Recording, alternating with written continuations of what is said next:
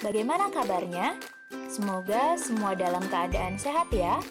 Sudah siapkah kalian belajar hari ini? Kita akan membahas tentang panas dan perpindahannya. Pernahkah kalian membantu ibu di dapur? Tahukah kalian mengapa api kompor dapat memanaskan air dalam panci sehingga air yang ada di dalamnya menjadi matang? Ketika kalian memasak air, panas dari api kompor berpindah ke dalam panci. Kemudian, panas tersebut berpindah ke dalam air sehingga air menjadi panas dan matang. Peristiwa tersebut membuktikan bahwa panas dapat berpindah. Panas, atau disebut juga dengan kalor, adalah energi yang dapat berpindah dari satu benda ke benda yang lain karena adanya perbedaan suhu. Panas berpindah dari benda yang bersuhu tinggi ke benda yang bersuhu lebih rendah.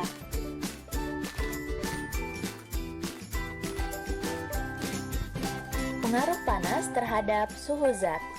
Jika suatu zat menyerap panas atau kalor, maka suhu akan naik.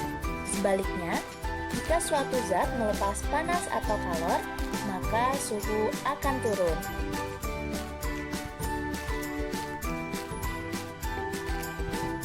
Jenis benda penghantar panas. Benda yang mudah dan cepat menghantarkan panas disebut konduktor. Contoh benda yang termasuk ke dalam konduktor yaitu besi, emas, tembaga, dan perak. Benda yang sulit dan lambat menghantarkan panas disebut isolator. Contoh benda yang termasuk isolator yaitu kayu kering, berlian, oli, karet, dan gelas. Bagaimana panas dapat berpindah? Panas dapat berpindah melalui 3 cara, yaitu konduksi, konveksi, dan radiasi. Mari kita bahas bersama. Perpindahan panas secara konduksi adalah perpindahan panas tanpa disertai perpindahan zat perantara. Perpindahan panas secara konduksi disebut juga perpindahan panas secara hantaran.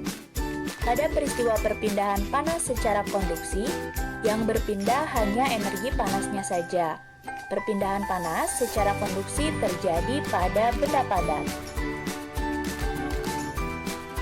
Agar lebih memahami mengenai perpindahan panas secara konduksi, kita dapat melakukan kegiatan estafet buku bersama teman-teman kalian, di mana buku berperan sebagai panas dan kalian adalah sebagai perantaranya.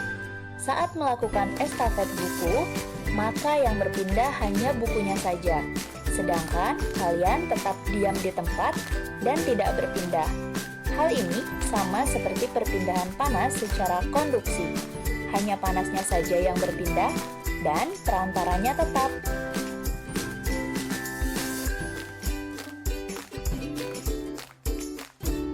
Contoh peristiwa konduksi dalam kehidupan sehari-hari. Memanaskan batang logam. Ketika kita memanaskan batang logam, walaupun hanya salah satu ujung bagian besi yang dipanaskan, tetapi panasnya akan menyebar ke seluruh bagian besi sampai ke ujung yang tidak ikut dipanaskan. Hal tersebut menunjukkan panas berpindah dengan perantara besi. Mengaduk teh panas dengan sendok logam. Ketika kita membuat teh dan mengaduknya dengan sendok logam, maka ujung sendok lama-kelamaan terasa panas. Hal ini terjadi karena panas berpindah dari air ke seluruh bagian sendok. Setrika listrik merupakan salah satu alat yang cara kerjanya menggunakan prinsip perpindahan panas secara konduksi.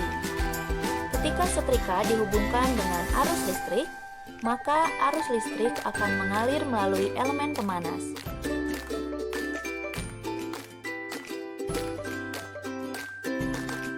Perpindahan panas disertai perpindahan zat perantara disebut dengan konveksi.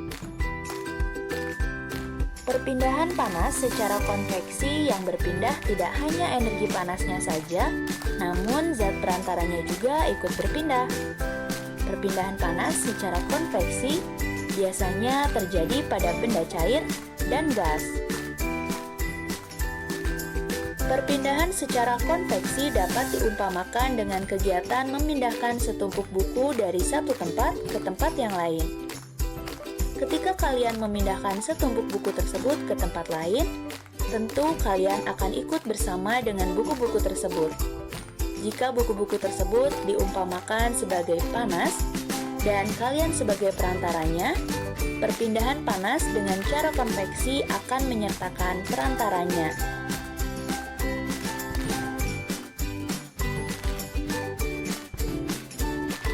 Contoh peristiwa konveksi dalam kehidupan sehari-hari terjadi pada saat kita merebus air. Air yang berada dekat dengan api akan mendapatkan panas, sehingga air menjadi lebih ringan. Air akan bergerak ke atas dan digantikan oleh air yang ada di atasnya. Terjadinya angin darat dan angin laut. Perpindahan panas secara konveksi menyebabkan terjadinya angin darat dan angin laut. Angin darat dapat terjadi karena udara di darat pada malam hari lebih cepat dingin daripada udara di laut. Sehingga udara yang berada di atas laut akan naik dan udara di darat akan menggantikan posisi udara yang naik.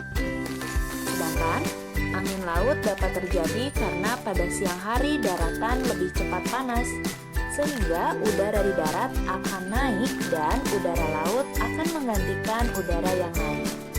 Karena keadaan tersebut, pada malam hari nelayan akan melaut dan pada pagi hari atau siang hari mereka akan kembali ke daratan. Pemanfaatan ventilasi udara terjadi karena siklus udara di dalam rumah memanfaatkan perpindahan panas secara konveksi.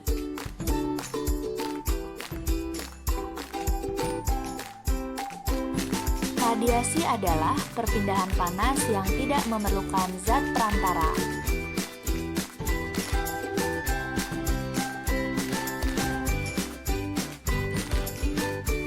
Contoh peristiwa radiasi dalam kehidupan sehari-hari. Panas dari matahari yang sampai ke bumi. Tubuh terasa panas saat dekat dengan api unggun. Baju yang dijemur menjadi kering karena sinar matahari.